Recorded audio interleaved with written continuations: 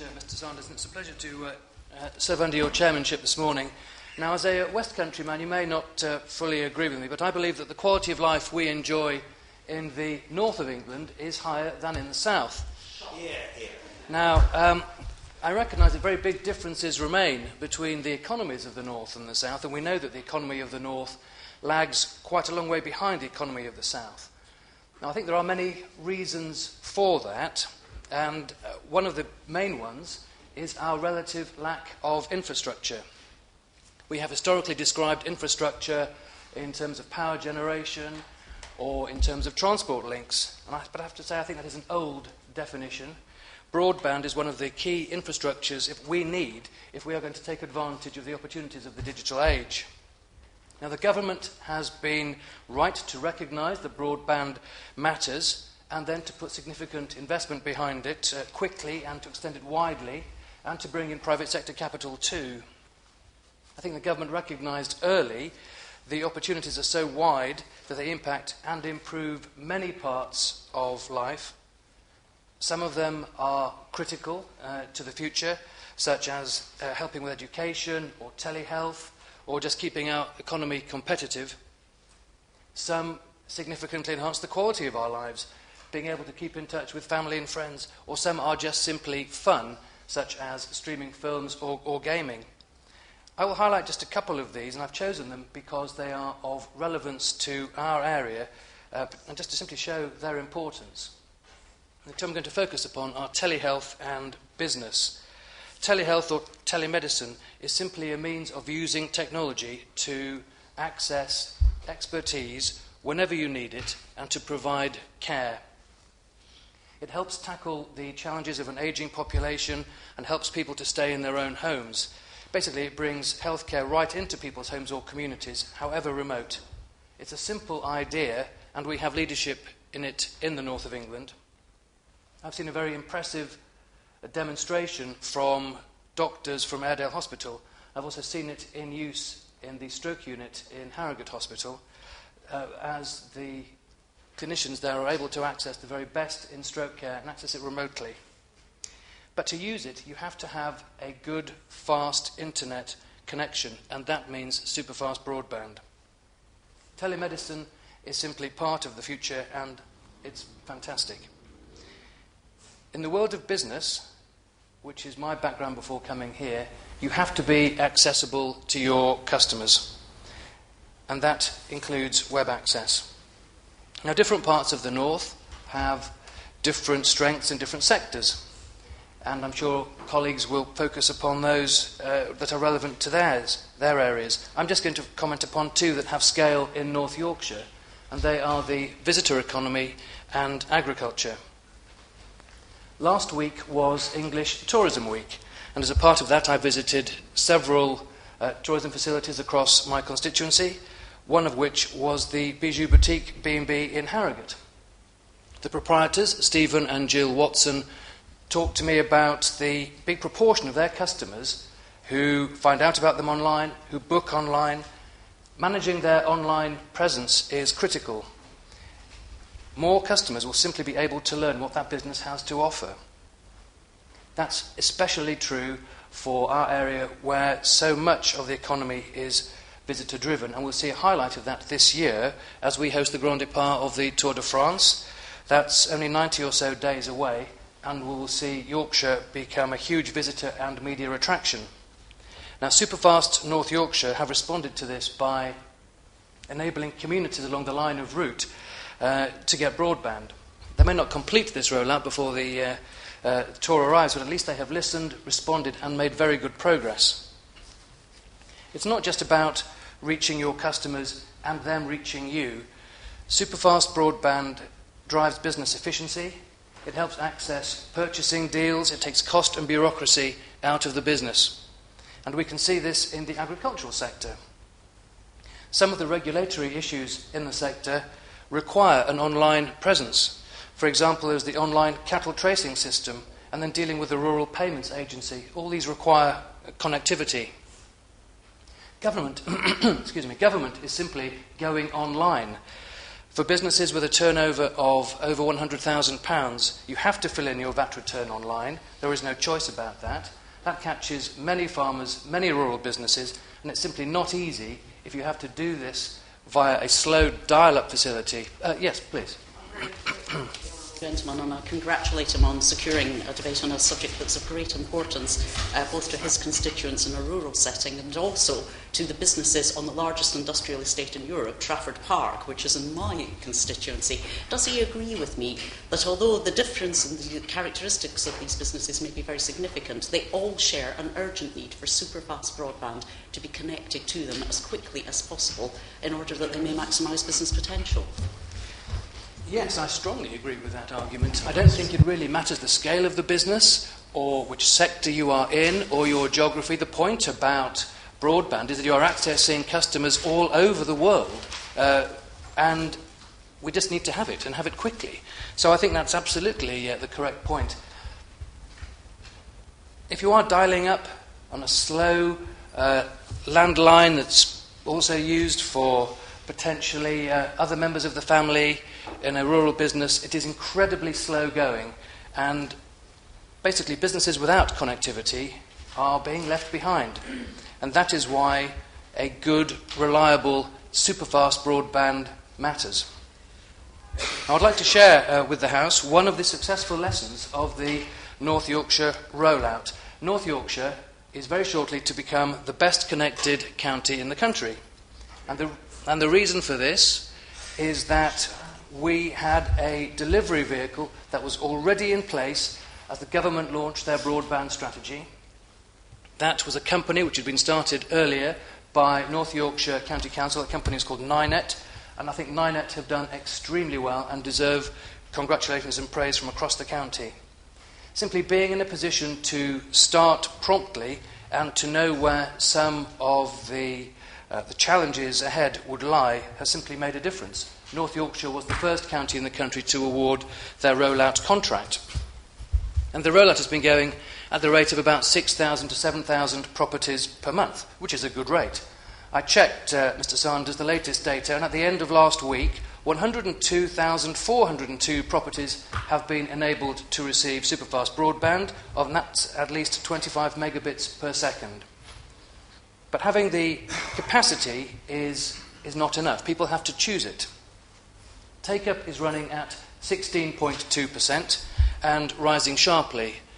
Superfast North Yorkshire expect to reach 20% take-up by summer and then 30% by the middle of next year. This is significant as these rates of take-up also trigger clawback elements in the contract. So the rollout provider, in this case British Telecom, will have to pay money back to Nynet, which they will then be able to use for reinvestment to roll out broadband to remaining properties, perhaps as match funding for government schemes. The lesson from the rollout is that the importance really lies in demand stimulation for both residential and for business customers. Now, up in North Yorkshire, we've had some significant business support and training on offer. We've had local conferences, one at Ripon Racecourse, one at Fountains Abbey. These have been very ably organised by my honourable friend, the member for Skipton and Ripon, where my honourable friend, the member for York Outer, has also come and spoken as we have encouraged businesses and communities in our areas to get involved. There have been good business follow-ups and over 900 have been helped. I saw for myself the way Superfast North Yorkshire have been operating when I attended the launch of the service into Borough Bridge in my constituency. I thought it was very good marketing, and I come from a marketing background before coming here. It was the 6th of December last year, and we had a roadshow which involved the local school, the local mayor, Father Christmas, of course, being the Christmas season, local businesses, some Christmas carols, some Christmas punch, some Christmas cake. It was a very Christmas-themed event. We also had a giant mouse, which I used for a sort of a ceremonial switching on of the service. And to communicate that the service was available, we had a fibre optic Christmas tree lit up to symbolise it.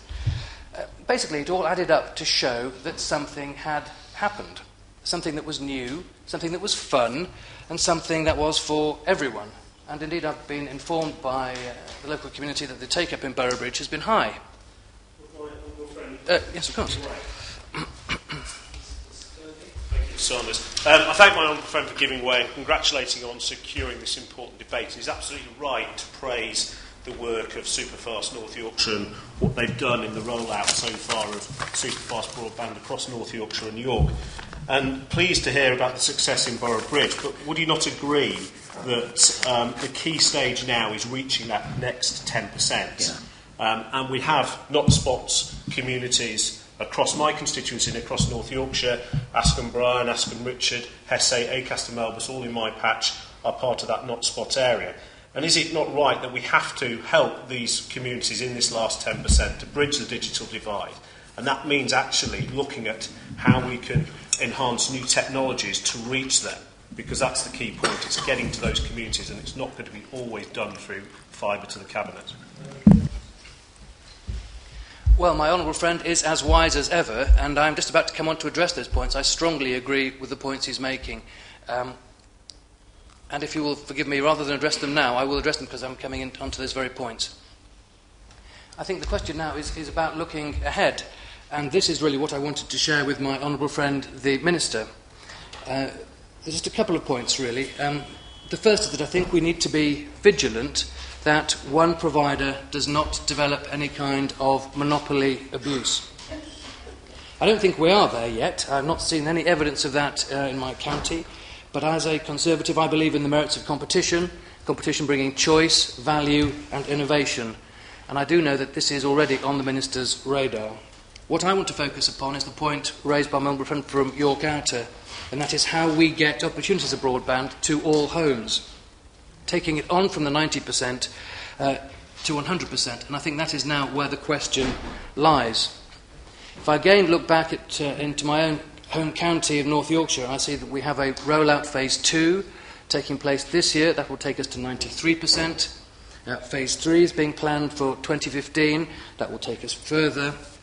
And it is likely that this phase, the challenge, moves away from being a financial one to one about decisions of the delivery method. And this may have to change for the isolated homes and hamlets that are a feature of our rural areas. Satellite or wireless or other new technologies are very, very likely to be used away from the cabling rollout that we've seen thus far. And this is very urgent and very important. I want to see the people who live in the villages of Lower Dunsforth or Nid in my constituency, or those right across the north who are currently missing out for the opportunities of broadband. And I want to see these people connected and given the opportunities to drive their businesses and get all the benefits that broadband brings. Now, Superfast North Yorkshire have told me they expect to hit 100% by 2017, which I think will be extremely positive. So I'd like to ask the Minister two things. First, and perhaps most important, is simply to press on, and press on quickly. Hold those doing their rollout accountable for the speed of progress. It's not great that some counties just seem to be sort of starting their sprint when North Yorkshire is approaching the finish line. It's a competitive advantage for North Yorkshire, not something I normally worry about very much at all, but from a UK PLC perspective, I think we need everybody to be there. And whatever the blockages are, whatever the constraints or capacity problems may be, they just simply need to be removed. May I also ask that the Minister works with colleagues to promote business training. I've read that the benefits of the UK becoming a world-leading digital economy are measured in tens of billions of pounds, yet only half SMEs have a website. Now, this presents a huge opportunity, but training is certainly going to be required to take that opportunity, or perhaps even recognise it, because I've also read that some companies, many companies, do not think it is relevant to their business. And finally, can I just really thank the DCMS team for putting North Yorkshire at the heart of their first phase of the rollout. As a team of North Yorkshire MPs, we pitched for our inclusion in the rollout. It was one of the very first things we did as a team after arriving here, and we were delighted to be successful within it. I think the reason that we were included was our ability to have a delivery vehicle in the form of Ninet. That has been proven to be a wise decision, as we are now leading the country in this area. I think the North Yorkshire team have grasped the opportunity, and many lives in our county are simply better for it. Broadband rollout is really a key part of addressing the north-south economic divide that I mentioned at the start of my speech here. Now, we are still fighting the battle for more infrastructure across the north as a whole, and I think we're winning that battle. But overall, for broadband, I think we have won it well and truly. Mr. Eric Ollerenshaw. Thank you, Mr. Sanders. It's a pleasure to serve on your chairmanship and to be able to speak in this debate and balance the Yorkshire impact from Lancashire. But can I congratulate my friend, the member for Harrogate and Knaresborough? Even though he comes from Yorkshire, he makes a very good case. First of all, can I just put on record my belief that the rollout of superfast broadband by this government has the potential to be transformational in terms of the rural economy, and in particular the nature and future of our rural villages. In simple terms, Mr. Sanders, villages in my area of the North West, like in many parts of the country, have suffered the loss of shops and businesses to more urban areas, to the extent that many have now become virtual dormitory housing for the nearest big town, or retirement villages, or a combination of both. I won't rub it in, but in the last year of the previous government, we lost 6 rural post offices, which was virtually the last shops in those particular villages. My village schools, though, have gone from strength to strength simply because of the high quality of education, and they are now attracting pupils back from the urban areas into those schools. And I'm grateful actually to the government, which has introduced protections for these small schools in terms of funding only recently. But in my view, just as my honourable friend from Harrogate laid out, the broadband programme has the potential to reverse this decline and bring back what I would call live villages, where businesses operate and activity returns during the daytime, and where villages have been actually hooked up. There's clear evidence of businesses wanting to get back into those villages and be operating.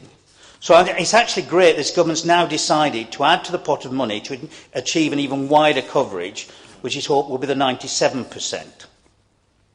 I'd also add, just as my honourable member said, that I do actually believe this is so transformational, it will have an impact in terms of that regional imbalance and the so-called north-south divide, giving a chance for regional and rural businesses to compete with the best down south without relocating. And that's one of the key pluses.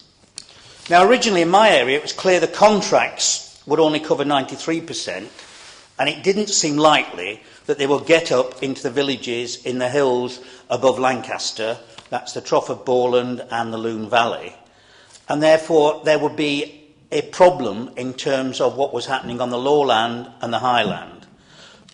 And it did also seem likely, given what was seen across the country, that yet again BT would win a contract, and BT could not guarantee that they would cover every property in an area, nor could they guarantee the speed. It was only in terms of average speeds.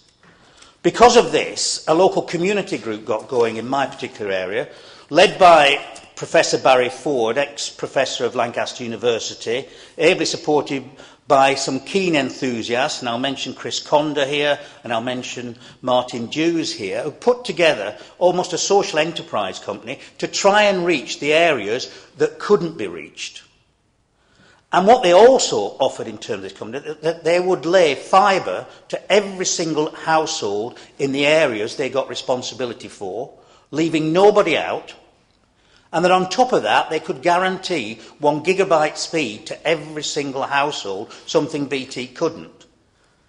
So there were various negotiations with the county, but they were allowed to experiment. And I've got to put it on record, Mr. Saunders, that at the beginning even I was wondering whether they could actually manage this, because the whole purpose of this social enterprise was that they would actually not have the same costs of BT, because, for example, to lay cables across farmers' land to get the way leads, as it were, they were offering, would farmers help to dig it, and in return would get that super fast speed themselves and would not have to pay the same rental charge because they'd given freedom for their land to be dug to lay the fibre.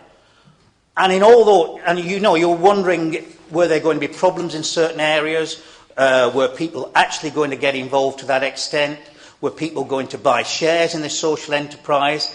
But the interesting thing is now, 3-4 years down the line, Mr. Saunders, it's actually happened. They called it Broadband for the Rural North, or BARN for short, and the outline plan, and there's some dispute about this, but the outline plan, the indication they had was they could cover 3,500 households in the hills above Lancaster. They applied for part of the Rural Communities Broadband Fund, but unfortunately Lancaster District Council had already put that into a fund with Lancashire County Council, and it went into the greater fund to actually get the contract for most of the county, which went to BT. But you could argue, should they have got part of the contract? You could understand, I think, from the county's perspective and the district council's perspective, that they wanted to cover the biggest amount of the area possible of Lancashire, and therefore, in some senses, it's perhaps understandable that most of that grant went into the big pot. What then began to happen early on, between BT, who got the major contract, and BARN, this social enterprise, digging its way across the hills, was BT then refused to say which 3% of the region they wouldn't be covered by their network. That forced BARN then to lodge a complaint about Lancashire County Council's use of state aid with the European Commission. So you can imagine that then delays things even further. BARN then eventually agreed to drop that complaint, provided the county protected BARN's postcode areas from BT's rival scheme. So it seemed we could actually get moving.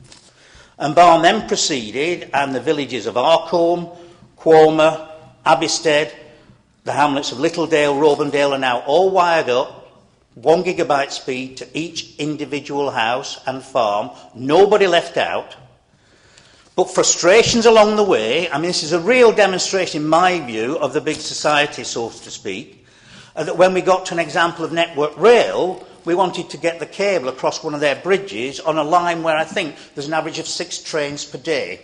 We actually got Network Rail down to see that this fibre cable would lie on the bank, which was nearly, I think, 12 feet in imperial measure, which I still use, from the railway line, and well away, and 6 trains a day. And could Network Rail agree to that? Unfortunately not, because it might set a precedent, and there would have to be rental, and this is a community project, Mr. Saunders. So in the end, that added to more costs, as then they had to drill under the railway line, because they couldn't get Network Rail's agreement. But the strength of that community group, they have just kept going. Any obstacle like that, they've just kept going. Now you have to remember in all this, that I, as the local MP, BARN as the community group, and in fact most people in this part of Lancashire still to this date, have not got a map of where BT are going or not going. And then in my particular patch, BARN end up putting onto fibre, onto cable, a village called Abbeystead, and then the village of Quormer I've mentioned, and in between lies another village of 181 inhabitants called Dolphinholme. So clearly, BARN's got to go through the villages, if you look at the maps, because Dolphinholme is between Quormer and between Abbeystead. And then out of the blue, BT, which still haven't given me a map of where they're going, suddenly start to fibre up Dolphinholme. This is a tiny village of 181 in the hills, Mr. Saunders. And then against that, I'm then told that one of my biggest villages in the lowland, a place called Glasson Dock, BT, clearly within the BT area, will not be fibred up, will not get super-fast broadband. BT cannot possibly do it. But somehow they can do a tiny village in the hills, miles away from anywhere, which just happens to be right next to this community group. I've only found out this week that BT now on the other side of the community groups, a place not far from Wennington in the hills, BT are now offering farmers to pay them something like, I think it's £4.50 or £5.50 a metre to lay their fibre cables across their land, as against BARN, of course, which can't offer money, but only offer returning to the community group. And you've got to also remember, Mr. Saunders, that having trying to get this map out of BT, I'm now being contacted by constituents in my biggest urban area, the town, well, actually a city of Lancaster, when are we going to get this super fast broadband? And the Honourable Member for Stretford and Ernston talked about business park. I've got a business park, the White Cross Estate. That hasn't got super fast broadband. It's supposed to be a start-up area for new businesses. All the responsibility of BT, but meanwhile, BT can go right up into the hills, right next to this community group. So really what I'm raising, Mr Sanders, is what is going on here. And I'm a Conservative and I believe in competition. Remember, BT are doing this on the basis of government grant. Remember, Broadband for the Rural North receives no grant. It is actually a community effort and community money. And yet it does appear to everybody there that BT is using its strength to surround and hem in the only existing little tiny piece of competition that there is in the whole of the great county of Lancashire. And I'm asking serious questions about what's going on because a community group there is struggling.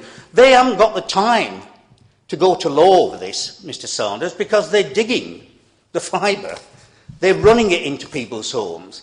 They're training people to use the potential. I've got businesses coming and saying, where is Barn going with 1 gigabite speed? Because we would like to relocate into that area. And that is the most high point of my constituency and the most rural part of my constituency. And I've got high-tech companies wanting to be there to be able to get this speed, which you can't get in any major town, I would suggest, across this country.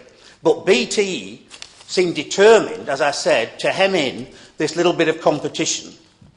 So what I'm trying in raising this, Mr Sanders, because having said that, as I said, the rest of the rollout of this is critical for the North and critical for my rural areas.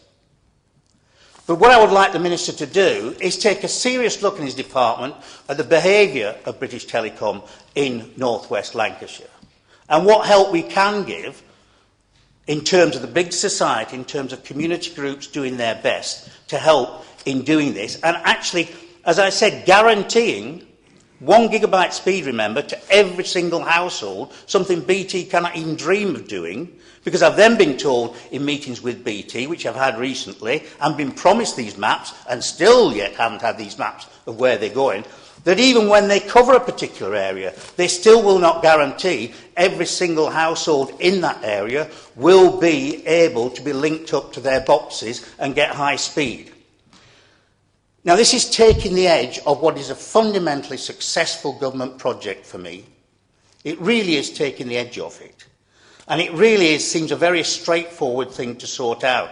We're talking about 2,500 households which BT may not be able to link into. And given that BT seems to have won the contract in every single part of the country, as I said, my request to the Minister, Mr Sanders, is that he has a serious look at what is going on here before somebody, and remember this went to the European Commission before, somebody takes what's happening in North West Lancashire to the new Competition Authority and asks what is actually going on with government funds, I may remind you. That's the request. Thank you, Mr Sanders. Helen Goodman.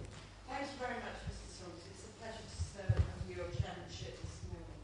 My thing's on. Oh, it isn't it? Thank you very much, Mr Saunders. It's a pleasure to be serving under your chairmanship this morning. I'd like to begin by congratulating the Honourable Member for Harrogate and Knaresborough in securing this very important debate. I think he made an excellent speech, and I want to pick up on some of the points that he made and possibly embroider them a bit, because I know from my constituency in rural County Durham how very true what he's saying is.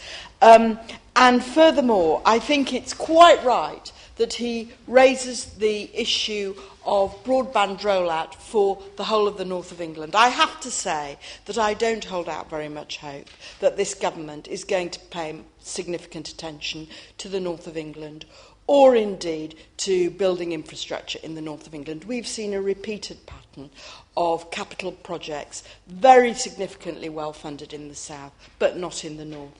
And this is borne out by the map produced by Ofcom, which shows the overall performance in different counties of the broadband rollout.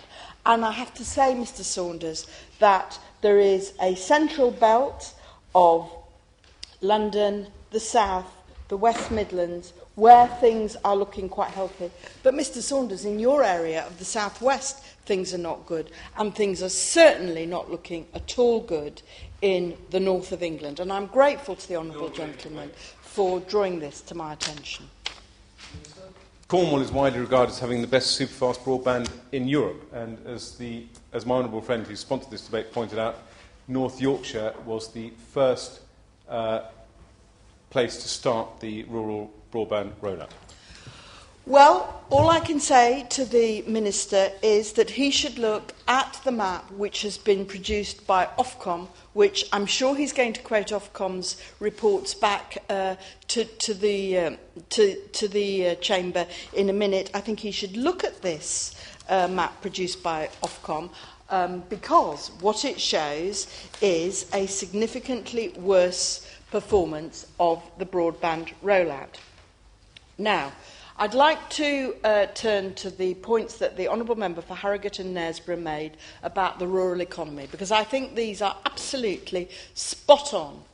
Indeed, I would say that rollout of broadband is even more important in rural areas than in urban areas, because if you look at businesses in rural areas, a very high proportion of their costs are transport, and without broadband connectivity there is little that they can do to bring down these costs. So securing effective rollout in the rural areas is particularly important, and I agree entirely with the complaints which the Honourable Member was making about the treatment of farmers and other small businesses by the public sector under this government. It is completely disgraceful that farmers are expected to record their cattle movements online, that they have to deal with the RPA online, and that they have to upload their tax returns, their VAT returns online, when they simply can't do it. I find this astonishing that the government thinks this is an appropriate way to treat farmers and rural businesses. In my constituency... I thank her for her very warm comments.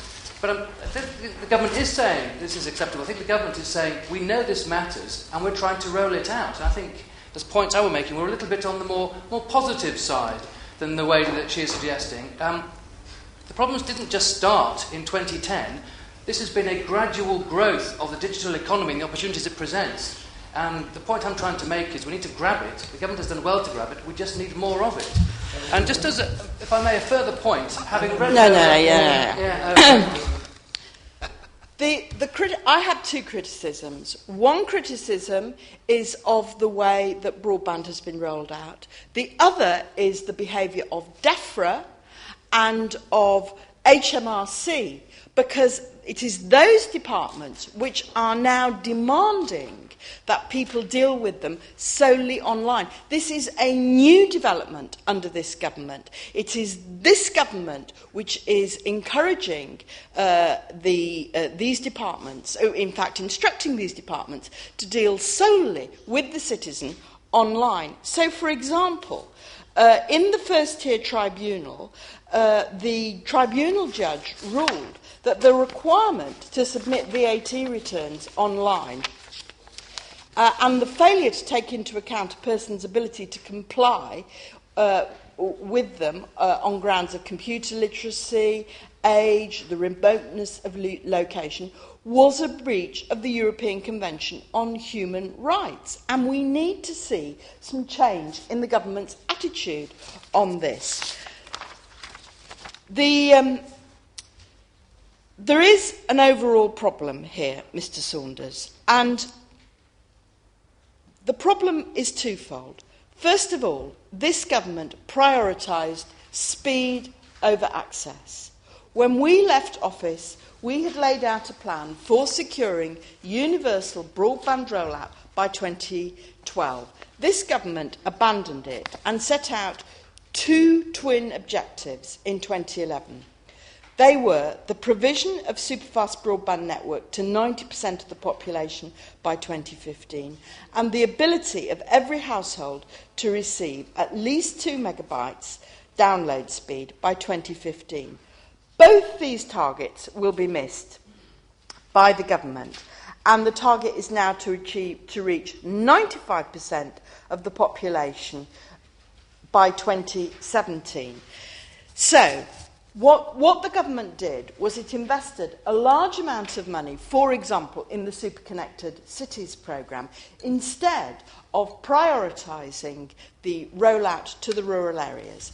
The Superconnected Cities programme itself produced a legal challenge. It was highly controversial what the government did. Thank you, Ms Saunders. I thank the Honourable Lady for giving way. Would you not agree that actually the UK has the highest uptake of superfast broadband across all of the EU? And actually, superfast North Yorkshire is a prime example of a beacon of success of how to deliver superfast broadband across the north and in rural areas. The issue with the rural areas, of course, is their rurality, and that makes it hard to bridge that last bit. And that's why we need the investment in new technologies, which is what the government is doing. Well, I'm sorry to tell the honourable gentleman that the government has put a large amount of money into something called the Superconnected Cities programme. It ran into a rural challenge in Europe. Instead of putting money and prioritising rural areas like his constituency and my constituency, I wish what he was saying was true, but in fact it is not true. And I'm going to ask the Minister in his wind-up if he can tell us what the spend in the Superconnected Cities programme is, because it was underspending mammothly a year ago, and we have not had an update from the Minister on the precise profile of what is going on with the Superconnected Cities programme, which I think is an extremely important point. Twice the government has been criticised for its rollout of broadband by the Public Accounts Committee, and I think all honourable members and all government departments should take seriously criticisms which come from the Public Accounts Committee. Last July, they pointed out that the broadband delivery programme will be 22 months late, and they pointed out that the programme, because of the way the contracts have been set up, because of the way the geographical areas have been designed, was not promoting market competition. As the Honourable Member for Lancaster and Fleetwood pointed out, British Telecom now has even greater dominance in this area than it had previously. It is expected to be the only company to win all of the 44 contracts being put out to tender by local authorities. The Public Accounts Committee also cast doubt on the transparency of the costs in BT's bids and said that because there was a lack of transparency in the process and in the bids, it was impossible to tell whether we have achieved value for money. And this is before we move into the questions that have been raised by the Honourable Member for Lancaster and Fleetwood, but by other Honourable Members in this House, about the behaviour in particular small locations. So I think this story is not a success story. I think it is a story of promise and disappointment. The Minister admits that contracts are now being signed with late delivery dates. He's moved the goalpost on several occasions. Perhaps he's going to move the goalpost again now. I haven't admitted that there have been late delivery dates. Well, at the time when the objective was to reach universal access by 2015, the Minister said he was signing contracts with delivery dates of 2016. He then shifted the goalposts and announced a target of 95% rollout by 2017 and 99% rollout by 2018. Furthermore, the Chief Secretary announced last summer a 250 million spend on rural broadband. However, we have asked, and we have not been given an answer, as to why this was cut from the 300 million, which this government is top-slicing from the BBC licence fee, to put into rural broadband. So where is this 50 million going? Why isn't it being used to prioritise the needs of rural areas and of the north of England in particular, which the honourable members opposite have raised? Then there was a second report from the Public Accounts Committee in March this year, and they were not satisfied with the initial response from the department, and they made further criticisms and further recommendations to the department. And I hope very much that the Minister will be able to tell us what the government is doing about these recommendations. First of all, they raised the issue of a lack of information about not spots and a lack of information, precisely the point made by the Honourable Member for Lancaster and Fleetwood, a lack of information about not spots and a lack of information about areas to which the rural broadband programme would not reach. They said the department should work urgently with all local authorities to publish detailed mapping of their implementation plans, enabling searches down to a full 7-digit postcode level. The information should include speed of service as soon as that is available. I hope we're going to hear from the Minister on that. Secondly, they found that the department had failed to act on their recommendation to secure a higher standard of cost transparency before the remaining contracts were signed. They recommended that the department collect, analyse and publish cost data on deployment costs in the current funding programme to inform its consideration of bids from suppliers in the next funding round. I hope the Minister is going to tell us what he's doing about that. Thirdly, they reiterated their previous conclusion that the department's procurement approach failed to deliver meaningful competition. They recommended that before the next round of funding is released, the department should work with local authorities to identify opportunities to promote competition and value for money, including considering alternative solutions, joint working and fair capital contributions from suppliers. And I hope we're going to hear from the Minister about that as well. The Minister can say it in his wind-up so that it's fully audible and on the record for Hansard and the great British public.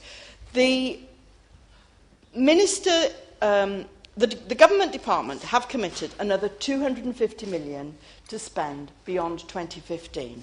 And they are working on the assumption that, as in the first round, when they were spending 530 million of central government money, this would be matched by local authorities. But I would like to ask the Minister how realistic he thinks it is, following the very tight squeeze that has been put on local authority spending by his colleagues in the Department of Culture, in communities and local government, whether he thinks that that is still a realistic expectation, and what he will do if the local authorities find that they're not all as well resourced as North Yorkshire, which has clearly done a very good job for its local businesses, its farmers and its citizens. The plain fact is, Mr Saunders, that the north of England is particularly badly served. For example, in North Lincolnshire, superfast broadband availability is 54% only. In Lincolnshire, it's 49%. In the East Riding of Yorkshire, it's only 21%. In Cumbria, it's only 26%. These are serious problems. They're problems which are raised by our constituents. They're problems which are raised by the Country Landowners Association. They're problems which are absolutely clear to everybody who is not sitting in the Whitehall Department, the Department of Culture, Media and Sport. Minister. Thank you very much, Mr Saunders. It's a great pleasure to serve under your chairmanship and also to respond to this important debate called by my honourable friend, the Honourable Member for Harrogate and Knaresborough. I'm delighted that he is happy with our programme, and it's always a great pleasure to be asked as one of the asks from somebody proposing a debate to keep on doing what we're already doing so successfully. But that is not to say that I won't take into account the other serious points that he made. And also I'd like to thank my honourable friend, the member for Lancaster and Fleetwood, for his contribution, which was perhaps more of a critique than that of my honourable friend. Let me begin by giving an overview of the national programme. And I have to say that, without wishing to track too much of programme, my glass is very much half full as far as our programme is concerned, as opposed to half empty. It was the case that the government came into office in 2010 determined to do something about the digital divide, and determined to bring broadband to millions of homes which were not going to get it under a commercial deal. And let me explain that BT itself has delivered superfast broadband to something like 2/3 of British homes commercially, without a penny of taxpayers' money. And in addition, its main competitor, Virgin Media, delivers very fast broadband to millions of homes, about 50% of the country, again without a penny of taxpayers' money. But what we're talking about here is delivering broadband to areas where commercial companies simply won't go because they're not going to get a return on their investment. And that stands not just for BT, but also for Virgin and any other competitors. So we put £530 million on the table, a not insubstantial sum, and that sum has been matched by local authorities, and it's also been contributed to by BT as well. BT is putting its own money into this programme. It's not simply taking all the taxpayers' money and spending it without any contribution of its own. And BT expects a return on its investment something like 14 or 15 years. This is not a get-rich-quick scheme from BT. It is true that it has won every contract. We went into partnership with local authorities because we thought local authorities were best placed to help to co-deliver this programme with us. They would know the best places to go. They would be able to do the joining up on the ground, in particular planning, for example.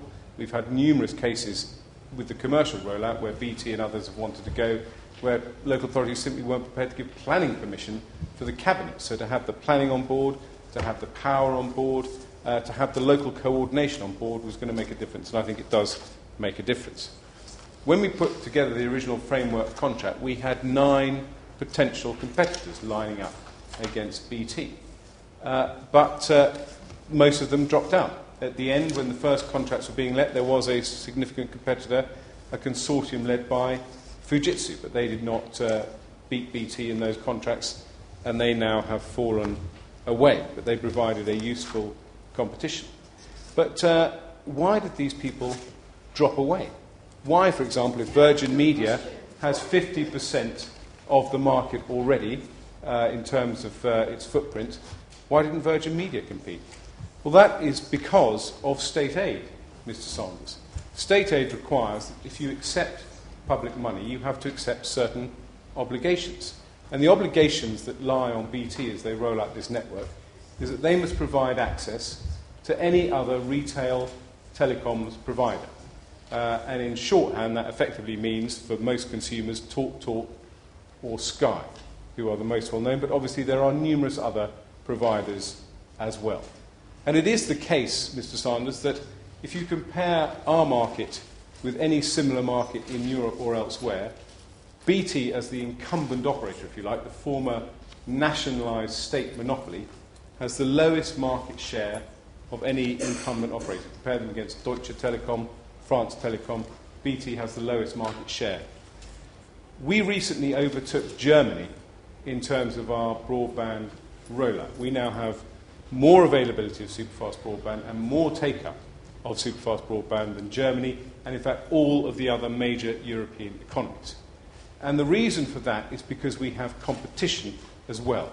We not only have the infrastructure, but we have competition which keeps prices down. You can look across at America and you will pay twice as much to get the same broadband as you will pay to get broadband here. And that is because BT is regulated by Ofcom. The access which retail providers have to BT's network is regulated, and it will continue to be regulated as well. So when BT builds out under the rural broadband programme, you, the customer, will not be obliged to take a BT service. You can take a TalkTalk service, a Sky service, or indeed any other retail provider that uses it. Now, I happen to think that the rural broadband programme is going very well, and the Chancellor agrees with me because he put in an extra £250 million. Now, we are accused of moving the goalposts on this basis. That is not the case at all. It remains the case that we have a £530 million programme. It's actually about £1.2 billion when you take into account local authority and BT money.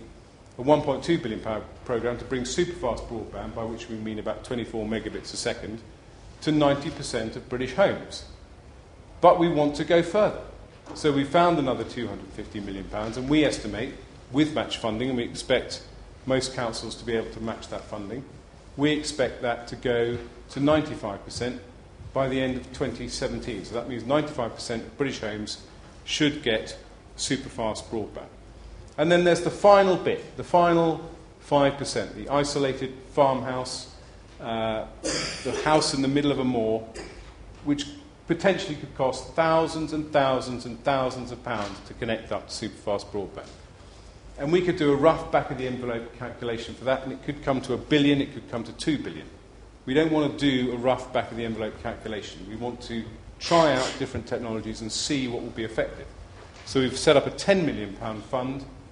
We've asked people to bid for it, to trial the latest and newest technologies that could bring down the cost of getting to that final 5%, the very hardest to reach areas. Would the Minister give way? Of course. I'd like to thank the Minister for giving I think he's just been describing my constituency, actually. Millsbridge and Slathwaite have already benefited from the broadband fibre BT rollout, which is fantastic. But villages like Haydedge, Marsden and Home, which have been isolated by heavy snowfalls in recent years, are hopefully on track to get the broadband that they need. And in terms of statistics, he's absolutely right. We have 83% of take-up of broadband, one of the highest in Europe, and I believe we're on the right track, and it's great to hear the plans he's got for our rural communities. Minister. Well, that's, I thank my honourable friend for that intervention. I think it is important, although some of us may disagree about the detail of the government's plans, all of us are united in understanding the importance of broadband, and we are doing our very best. Believe me, if I could wave a magic wand tomorrow and deliver superfast broadband to every home in the country, I would, but this is an engineering project. It can't be done overnight. We are hitting our targets. Let me also explain that we measure superfast broadband homes passed on those who are actually receiving it. So it's not about simply putting up a cabinet and saying, well, that's delivering superfast broadband to 2,000 homes, because some of those homes within that cabinet area could be a kilometre away and not get those kind of speeds.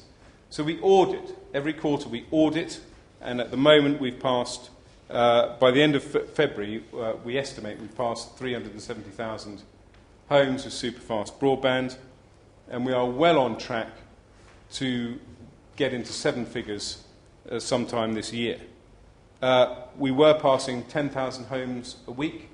We're now on track to be passing 40,000 homes a week. So the programme is accelerating all the time. And North Yorkshire is a brilliant example of how well a programme can be run when you've got a go-ahead local council with a real appetite for this working so well. As I understand it, we now have 118 live cabinets in my honourable friend's constituency of Harrogate and Knaresborough, serving almost 34,000 premises.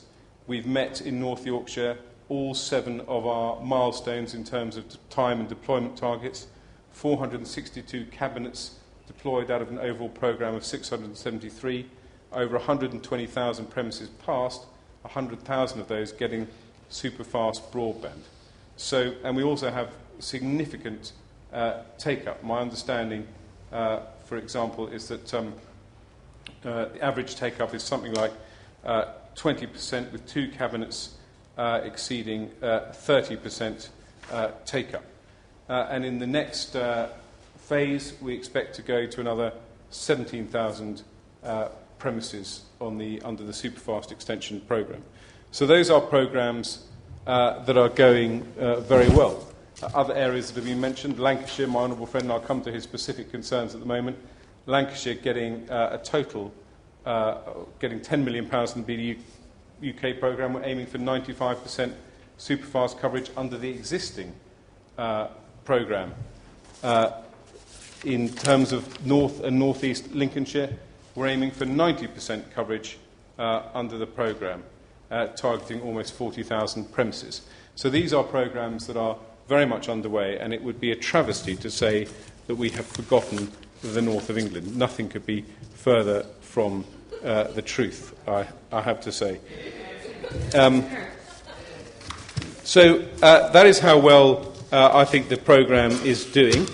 And if I can just find my notes.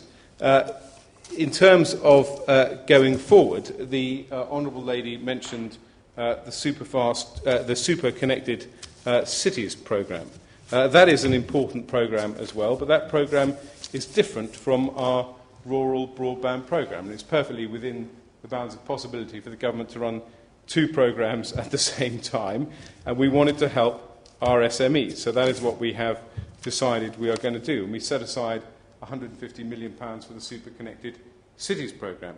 And that programme is designed to help small businesses connect to superfast broadband. I was lucky enough at the last party conference held in Manchester to visit a local business that had received superfast broadband as a part of this programme, and more importantly, a business broadband provider that was benefiting by being able to sell these vouchers and benefit from the ongoing relationship that they were going to get.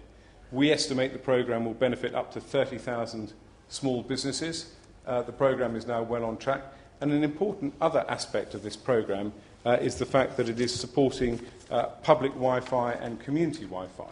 And there are 21 areas where we're putting in public Wi-Fi as a result of this programme, and that will benefit, for example, libraries and museums, art galleries and the like, all of whom will benefit from it. Now, of course. Before the Minister moves on, would he care to tell us, of the 150 million set aside for the Super Connected Cities programme, how much of that does he expect to have been spent by this time next year? Well, we are expecting to spend a substantial proportion of it. Obviously, we are keen to encourage local councils and local cities to work with their local businesses in order to encourage them to take up this money. But if I'm not one who's going to oppose the underspend of a government programme. The programme is there, the money is available, and if businesses want to use it, so be it. We're not going to spend money simply for the sake of spending money. Now, I think the other important issues that were raised, particularly by my friend the Honourable Member for Lancaster and Fleetwood, concerned the issue of Barn and the issue of can he get a map? Can he get a map of Lancashire? Now, we are strongly supportive of rural community broadband schemes. And in fact, at the very outset of this programme, we put aside £10 million from the BD UK money, the Broadband Delivery UK money, £10 million from the Department of the Environment, a £20 million fund to support community broadband schemes. But again, there is a reason why it's difficult sometimes to get these schemes off the ground. Just as we are dealing with state aid, we are dealing with a complicated process in order to access public money and comply with Commission guidelines. But I'm confident that we are ready to help as and when problems arise. And my understanding is that Superfast Lancashire, who are responsible for delivering the programme, are in discussions with Barn. They're in discussions about the footprint where Barn wants to bring its community network, and they are in discussions with BT about potentially how BT accommodates Barn's commercial desires.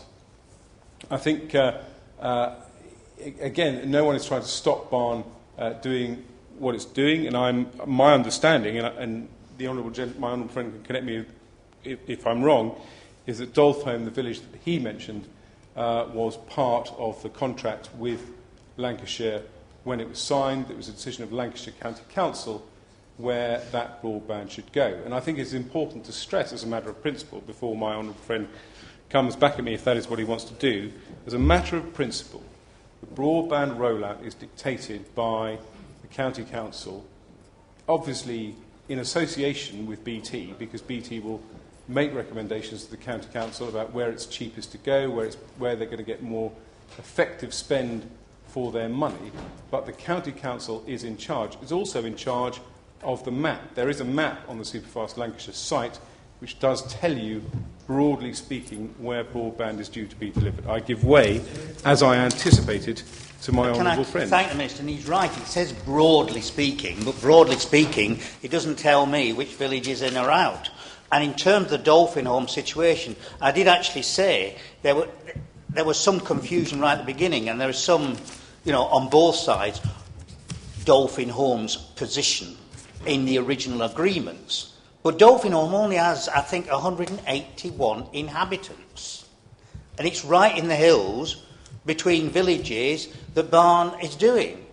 And doesn't he not agree with me that it seems remarkably odd that a company as large as BT should suddenly move into that village in the hills when it's saying that other villages, and I instance Glasson Dock, and other parts of my urban area in terms of Lancaster, are still waiting to get connectivity. Why should they suddenly concentrate on that particular area? And that's what questions are being asked about in terms of it. And the map, as I said, if I could just repeat myself, I would prefer a much more detailed map.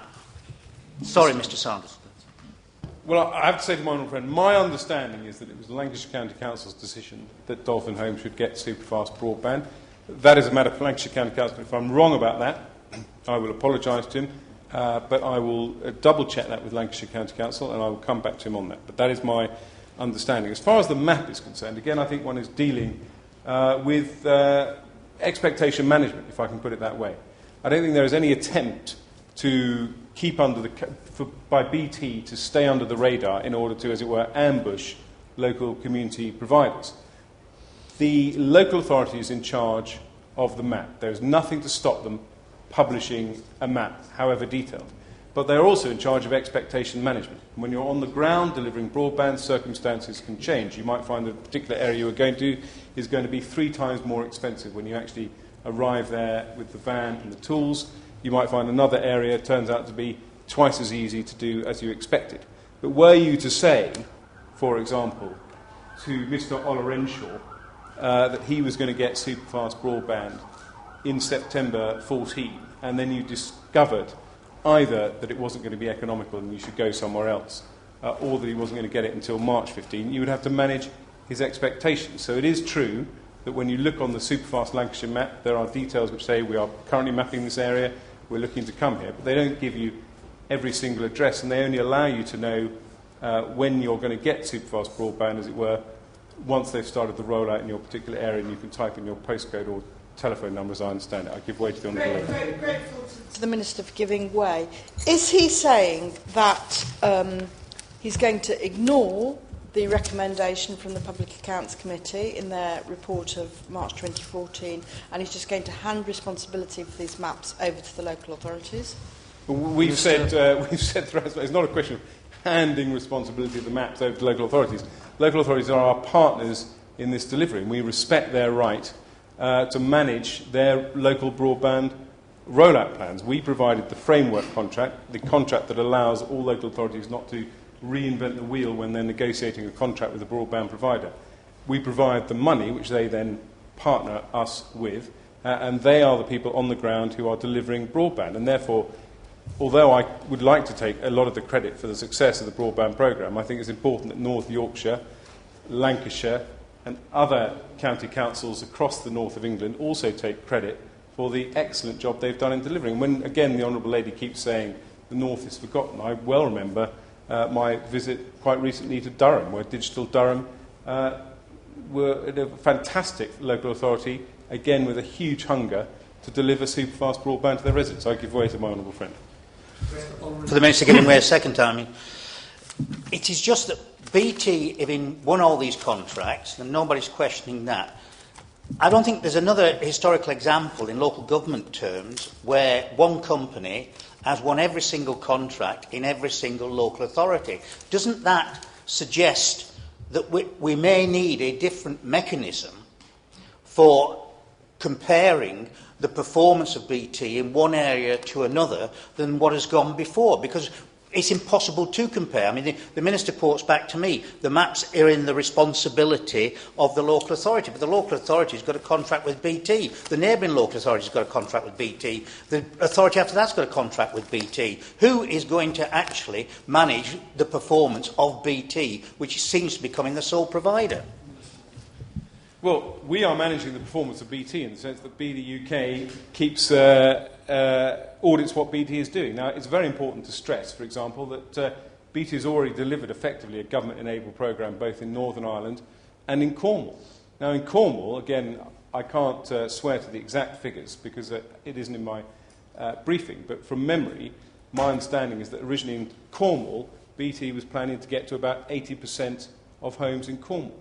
But because of the success of the programme, because of the cost being lower on the ground, because of higher take-up, my understanding is that BT will probably now reach about 90%, if not 95% of homes in Cornwall under the same programme with the same money. Now, we audit everything that BT does. We don't pay BT, local authorities don't pay BT until they get a receipt for work done. BT has already spent money up front, which has not yet been remunerated for. The National Audit Office said that our plans were good value for taxpayers and reduced the risk. I was on the record with the chairman of the Public Accounts Committee doing the media rounds when her original report was published, and I challenged every finding of the Public Accounts Committee, and I continue to challenge those findings. I wasn't on the media this time around because the BBC didn't invite me to challenge Margaret Hodges, the right honourable member for Barking's views. She had a free ride to put her point of view on our broadband programme, but I will go on any programme with her at any time to debate this issue because I'm utterly confident that our programme is complete value for money. I'm utterly confident. It ill behoves the party opposite when we've had to write off £50 million from their programme in South Yorkshire that they put in place under the last government. We've had to write off £50 million because they built an infrastructure and they didn't get any customers. And what we've got under this programme is almost 400,000 homes passed, 40,000 homes being soon to be passed every single week.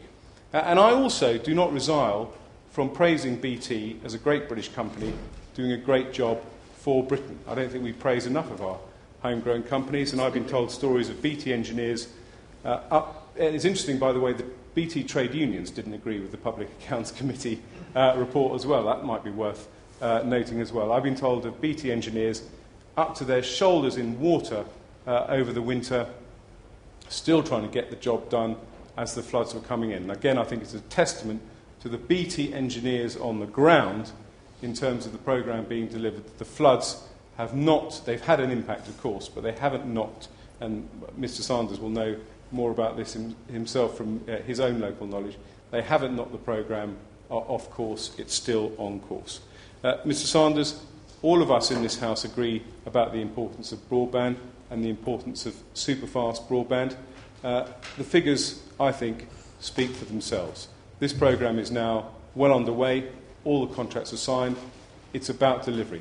There will always be concerns about value for money, which we will address, concerns about where the broadband is going, which we will address, and concerns about community programmes which deserve their opportunity as well to deliver broadband, which we continue to address. But nobody can deny that we are now delivering one of the best broadband programmes in the developed world, and also in the weeks when we have overtaken Germany in our availability of broadband. I think we should, as I said at the beginning of my remarks, look at a glass that is very much half full rather than one that is half empty. Order, order. The sitting is suspended until 11 a.m.